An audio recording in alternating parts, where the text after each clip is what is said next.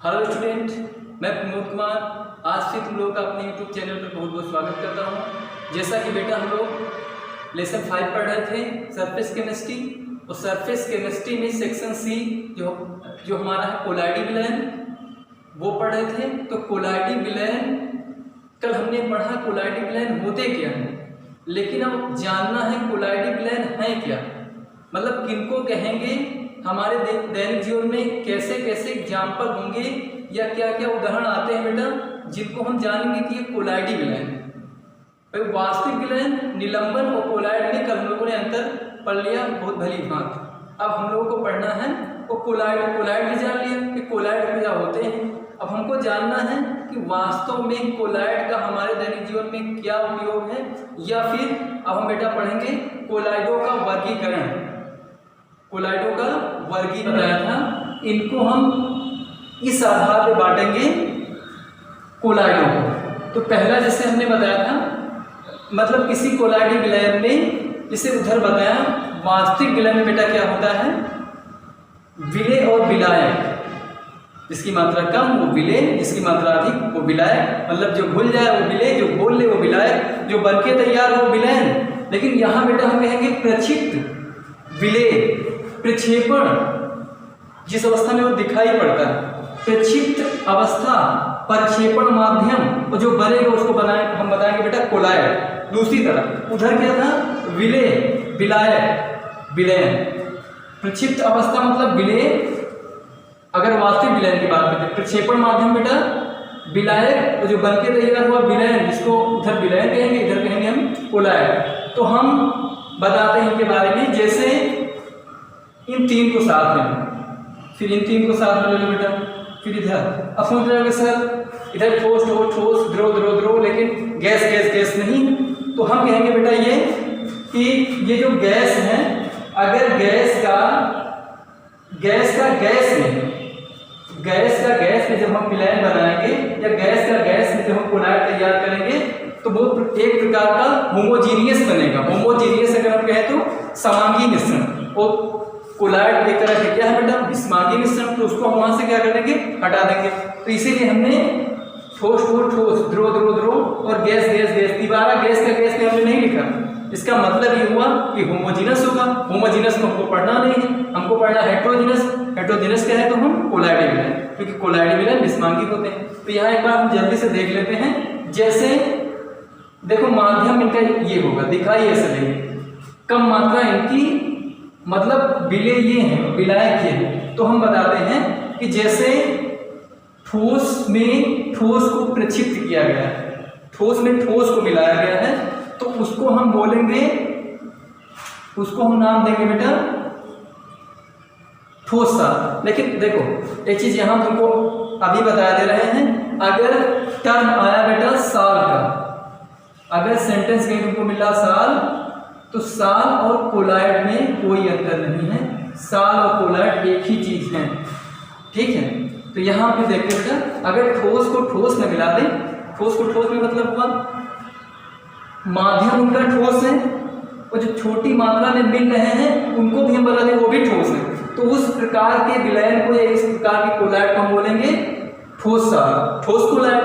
और उनका उदाहरण देखने को मिलता है, जैसे जितने भी रंगीन कांच है, कांच बेटा एकदम सादा होता है, लेकिन जो दूसरा उसमें पदार्थ मिलाया गया है, दूसरा रंगीन पदार्थ जो ठोस था बेटा, तो वो कैसा था, वो था हमारा बेटा रंगीन। तो उसने क्या कर दिया, जो ये ठोस साल बना उसको रंगीन बना दिया। तो जितने भी बेटा रंगीन कांच बने होते हैं, या फिर रत्न भी सोना चांदी की बात नहीं है, रत्न जैसे क्या बताया, मूंगा बेटा देखा होगा, जो कुछ लोग भी पहनते हैं, तो उसमें क्या है, जो मूंगा बना हुआ है, नीला पीला जैसा भी है, तो ये अंगूठी के उसमें देखो क्या लगा होता है, नट जैसा पत्थर का, तो वही हो गया इसमें रत्न। अब देखो बेटा बताते हैं इसकी बात, अगर ठोस द्रव में हमने मिला दिया थोड़ी मात्रा में ठोस, तो उसको हम बोलेंगे साल या कोलाइड। जैसे इसमें लिखा उदाहरण पेंट, माध्यम उनका तथा द्रव, कहने का मतलब हुआ बेटा द्रव में जो डाई होती है, डाई मीन्स, अरे डाई बोले तो जैसे हमेशा तुमने डाई देखा होगा, ये जो कलर आती है, रंजक आते हैं जो बालों में लगाते हैं, तो वो हमेशा ठोस अवस्था में चूर्ण जैसे होते हैं, चूर्ण जैसे होते हैं। तो थोड़ी मात्रा में इसी विलायक में क्या कर देते हैं, ये माध्यम में बेटा क्या विलायक, विलायक बोल सकते हैं, क्या कर देते हैं, उसी में मिला देते हैं। तो थोड़ी मात्रा में ये ठोस मतलब प्रक्षिप्त अवस्था में इसमें मिला दिया गया द्रव में, तो पेंट बन गया। पेंट या कोशिका द्रव्य, कोशिका द्रव्य भी कह सकते हैं बेटा। कोशिका द्रव्य जितना भी, जैसे हम बोलते हैं माइटोकांड्रिया है, गाल्जी बॉडी, जितना भी ये सब, वो सब उसको हम बोल सकते हैं वो कैसा है, साल के जैसा। अब हम तीसरा बताते हैं बेटा, जिसे गैस में मिलाया गया हो ठोस, गैस में मिलाया गया हो ठोस, गैस अधिक है, माध्यम गैस है और प्रक्षिप्त अवस्था क्या है, ठोस, तो वहां उसको हम बोलेंगे बेटा एनिसाल, एनिसाल नाम देंगे। और उसके उदाहरण जैसे ये गैस, कहने का मतलब वायु में ही बेटा मिले होते हैं किसके, जो कण होते हैं, धूल, मिट्टी, बालू, उनके कण क्या होते हैं बेटा, इसी में गैस में मिले हुए होते हैं। तो हम देखते हैं क्या है, जैसे हवा को तेज चली तो उसमें क्या है, ये भी क्या प्रक्षिप्त अवस्था में मिले हुए होते हैं, इसमें गैस में। तो जैसे उदाहरण में हमने धुआं को कह दिया और कह दिया धूल को। फिर हम देखते हैं बेटा ये ठोस वाले हो गए, अगर ठोस का ठोस में होगा तो ठोस साल या ठोस कोलाइड, उदाहरण जैसे कांच। फिर ठोस का द्रव में तो उसको हम कोलाइड बोल सकते हैं या बोल सकते हैं साल, जैसे पेंट या कोशिका द्रव। फिर हमने कोशिका तरल, जो कोशिका पदार्थ वाला होता है, लिक्विड फ्लो, जिसको हम कहते हैं सेल, क्या कहते हैं, कोशिका द्रव्य, कोशिका द्रव्य वो। फिर गैस में मिला दिया ठोस तो उसको बोला एनिसाल। जहां भी बेटा मिलेगा ठोस को गैस भी है, गैस को ठोस में, उसको एनिसाल नाम देना, ठीक है।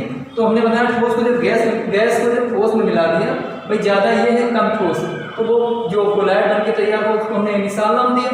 अब तुम जानते हो कि हवा में धूल के, मिट्टी के कण मिले हुए होते हैं, तो जो धूल है, ये जो धुआं है, उसमें प्रायः मिट्टी के कण छिपे हुए होते हैं, जो हमको दिखाई नहीं देते हैं, इसको हम कह सकते हैं वो एक प्रकार का एनिसाल है।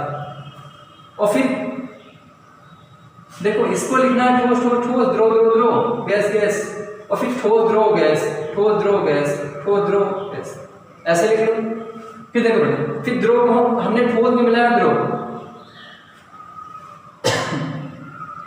ठोस में मिला दिया द्रव, तो कहने का मतलब ये हुआ दिखाई देगा वो ठोस के जैसा और मिला हुआ है द्रव। जैसे उदाहरण बनाया हमने बेटा पनीर, पनीर है बेटा ठोस, टुकड़ा जैसा, अगर उसे टुकड़ा लें तो है ठोस, लेकिन उसमें जो द्रव की मात्रा है वो भी क्या होती है, छिपी हुई होती। दबा के खूब देखते हैं उसमें क्या बेटा, वो दब जाता है या फिर क्या उससे द्रव निकलता है। और दूसरी बात जेली, जेली क्या है, ये जो पपीता है जिसकी भी बनाई जाती है, तो लगता तो वो ठोस है, खाने में केक वगैरह में होती है, ब्रेड वगैरह में। या फिर हम देखते हैं फिर बेटा उसको खा के तो उसमें पानी जैसा चिपचिपा पदार्थ निकलता है, तो है तो ठोस, लेकिन मिला हुआ उसमें क्या बेटा, द्रव।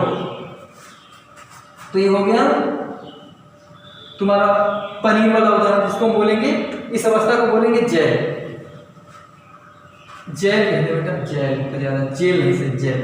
अब देखो द्रव का द्रव में, अब तुम सोच रहे होगे कि सर जी गैस है, गैस में जब होमोजीनस हो सकता है तो द्रव का द्रव में भी होमोजीनस हो सकता है। होमोजीनस होता है, होमोजीनस मतलब समांगी मिश्रण, लेकिन कुछ ऐसी चीजें हैं जिसमें हम द्रव का द्रव में, कहने का मतलब यदि बेटा हम देखें, तुमसे पूछें कि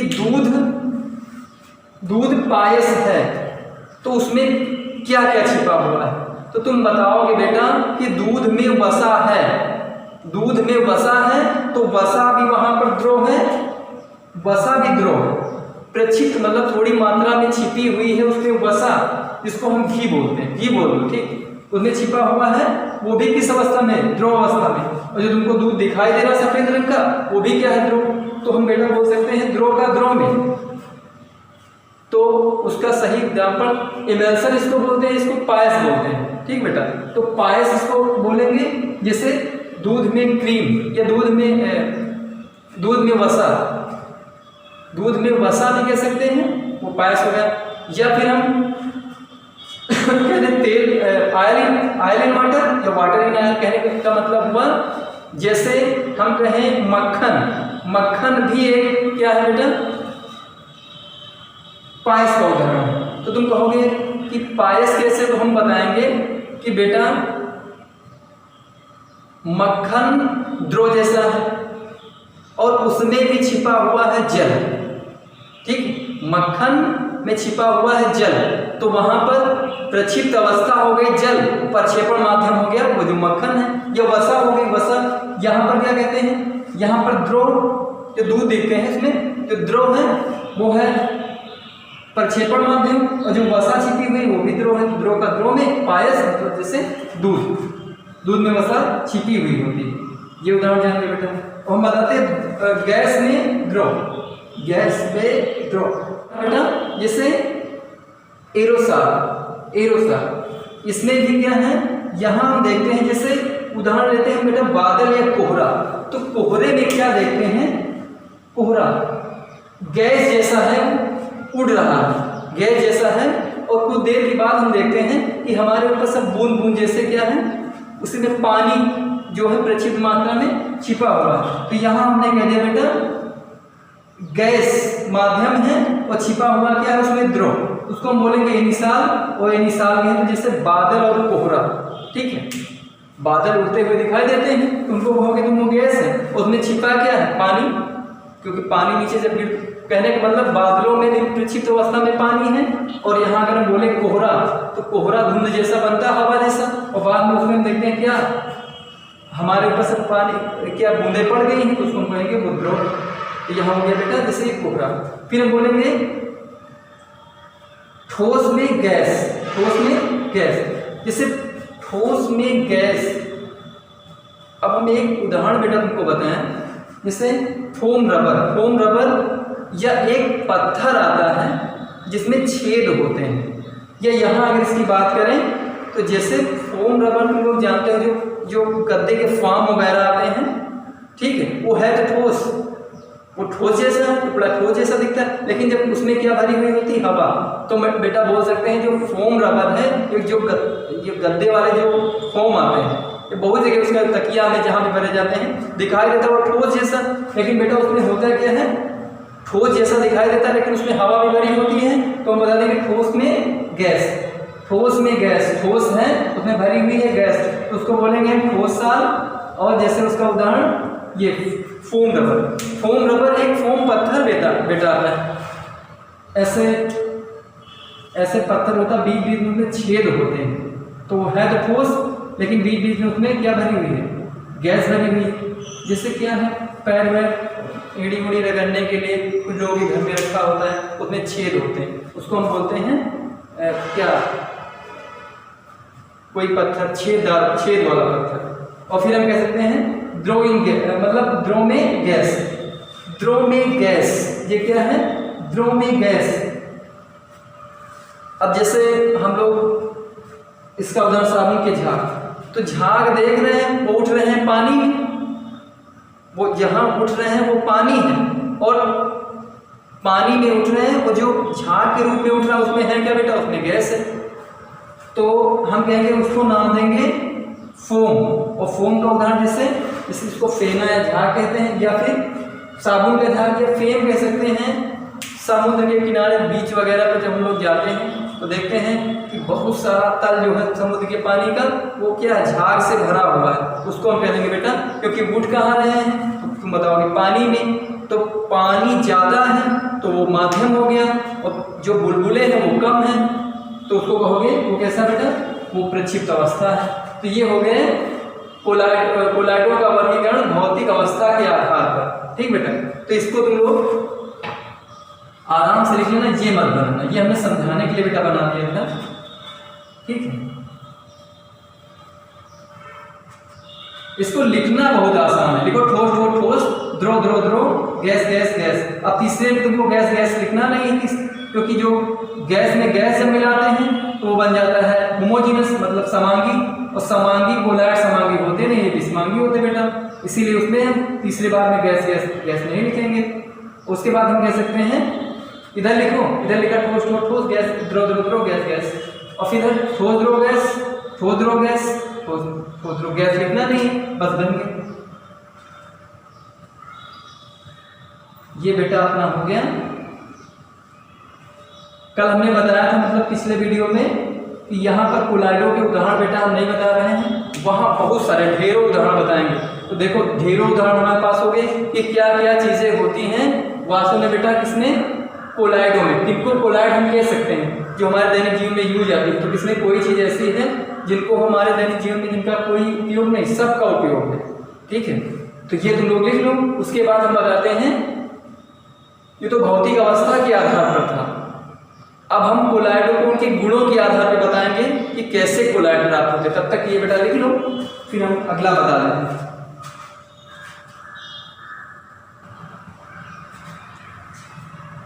तो हम बेटा लिख लेते हैं कि वो गुणों के आधार पर कैसे होते हैं। तो यहां पर हम देखते हैं, हेडिंग लिख लेना,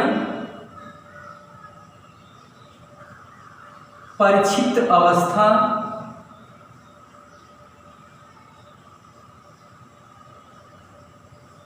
तथा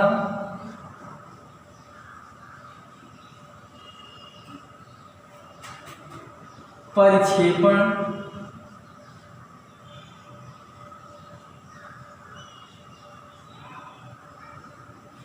माध्यम की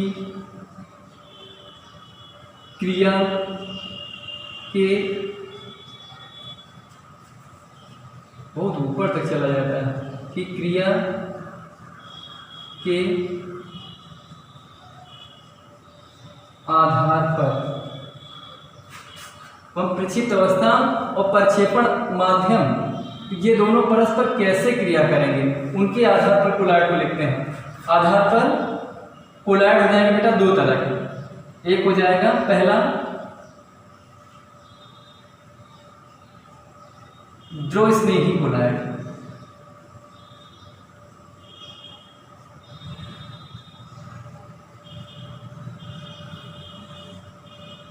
द्रवस्नेही कोलाइड।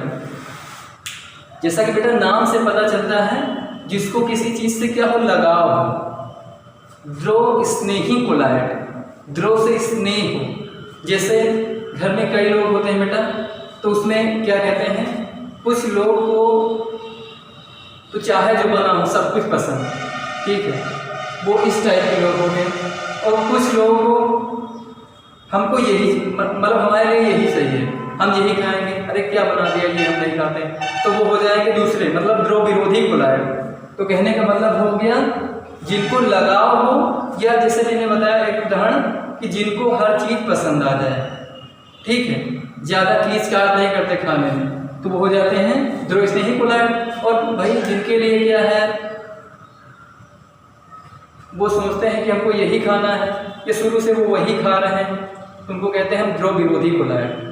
ठीक है, तो यहाँ लिख लेते हैं बेटा, लिख लेना ऐसे कोलाइड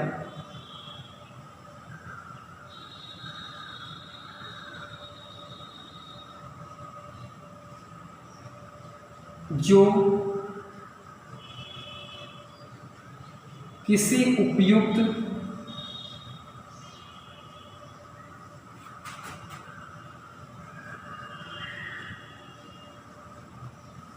विलायक में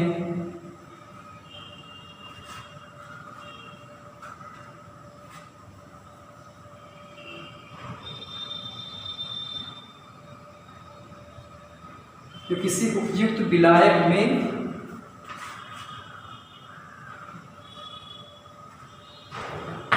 सरलता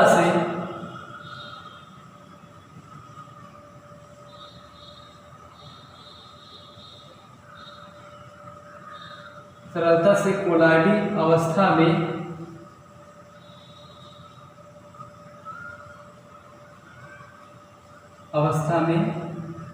बदल जाते हैं। एक को समझोगे दूसरा अपने आप समझ में आ जाएगा। तो ऐसे कोलाइड जो उपयुक्त विलायक में सरलता से कोलाइडी अवस्था में आ जाते हैं, जैसे यहां लिख लेंगे बेटा, जैसे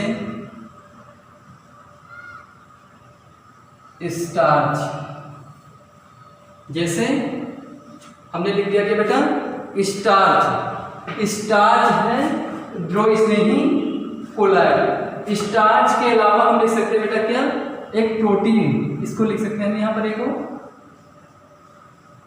प्रोटीन आदि।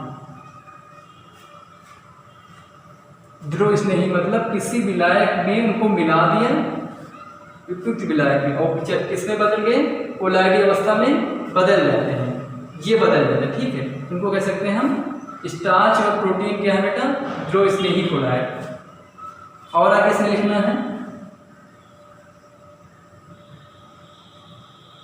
इनको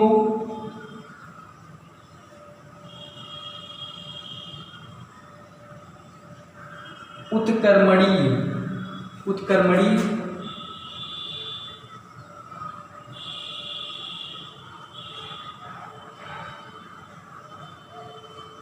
कोलाइड भी, इनको उत्कर्मणीय कोलाइड भी कहा जाता है। अब क्यों कहा जाता है, क्योंकि ये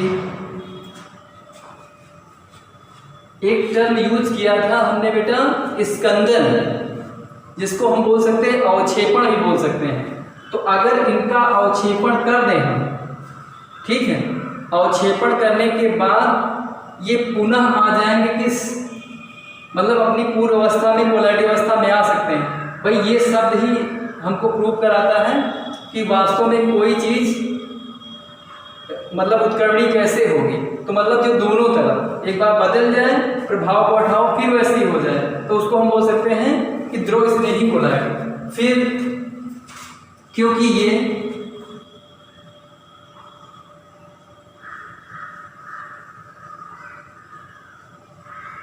अवक्षेपण के बाद पुनः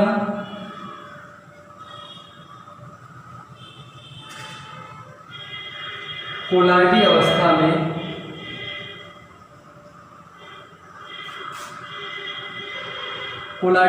में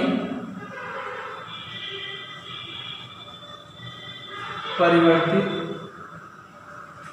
हो सकती हैं।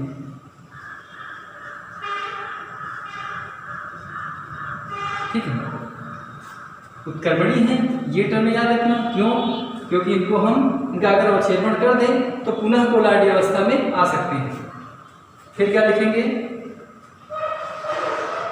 ये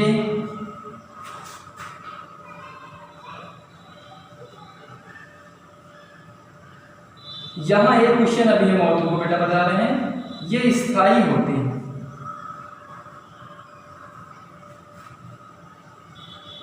क्योंकि इनमें प्रक्षिप्त अवस्था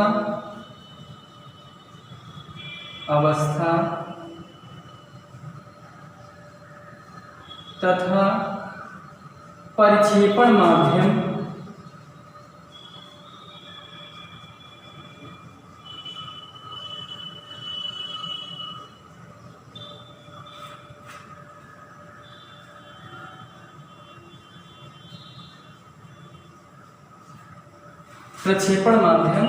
प्रबल होता है।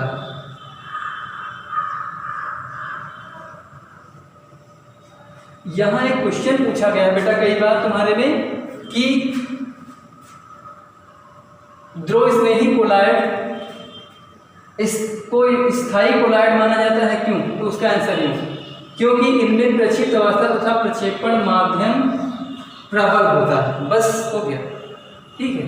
तो ये थे बेटा इनके द्रव स्नेही के, द्रव स्नेही लिख लो, उसके बाद हम तुरंत लिखवा देते बेटा द्रव विरोधी कोलाइड।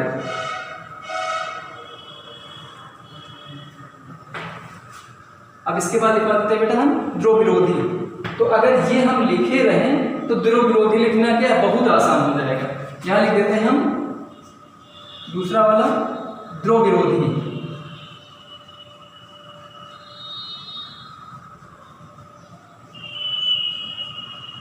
द्रव विरोधी कोलाइड, ये ऐसे कोलाइड जो किसी उपयुक्त विलायक में सरलता से सरलता से कोलाइडी अवस्था में बदल जाते हैं। अब इधर लिख लेना है, ऐसे कोलाइड जो विलायक में, किसी भी विलायक में सरलता से कोलाइडी अवस्था में नहीं बदलते। तो बदलते कहते हैं कैसे हैं, उनके लिए कुछ विशिष्ट विधियां अपनाई जाती है। ये टर्म बता देना, 1 मिनट।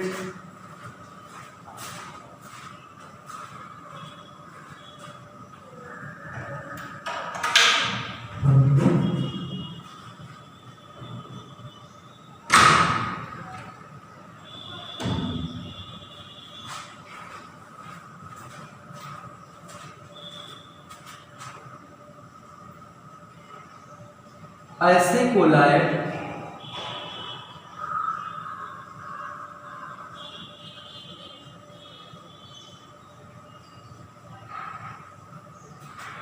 आसानी से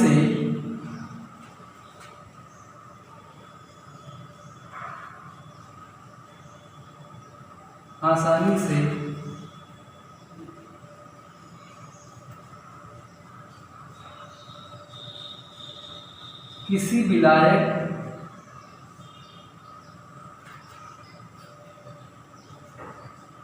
से मिलकर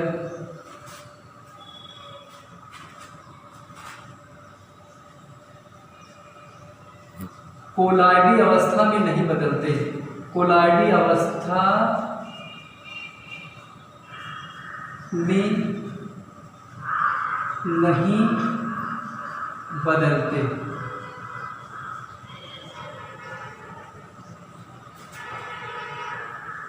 इनके लिए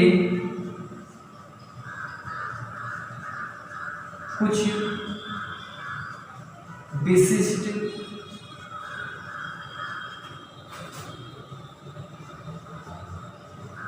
विधियां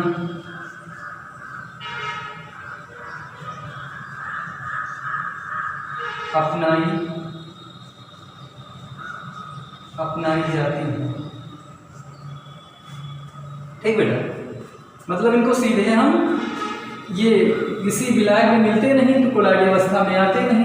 जब आते नहीं हैं तो इनके लिए हम एक विशिष्ट, इनके लिए कई अनेक प्रकार की विशिष्ट विधियां अप्लाई करते हैं। वो भी अपने सिलेबस में है, हम लोग बाद में पढ़ेंगे। इन्हें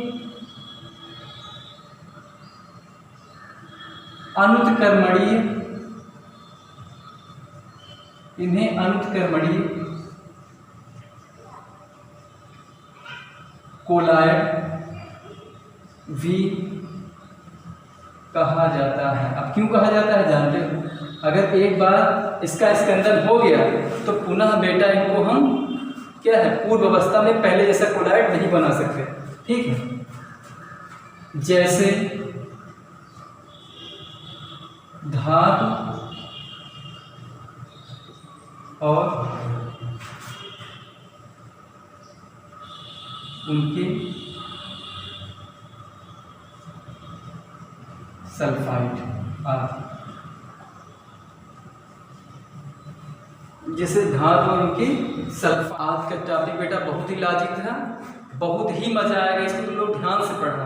ठीक है, और जितना इधर अपने टॉपिक का जो कोलाइडी विलायक है, जो कोलाइड है उससे बहुत ज़्यादा टिप्पणियाँ स्टार्ट नोट आते हैं। तो तुम लोग इसको मन से ध्यान से पढ़ना, और हम आशा करते हैं तुम लोगों को ये जरूर जल्दी याद हो जाएगा। ठीक है, आज की वीडियो में बस इतना ही। कल हम फिर एक नए वीडियो के साथ उपस्थित होंगे। तब तक के लिए बेटा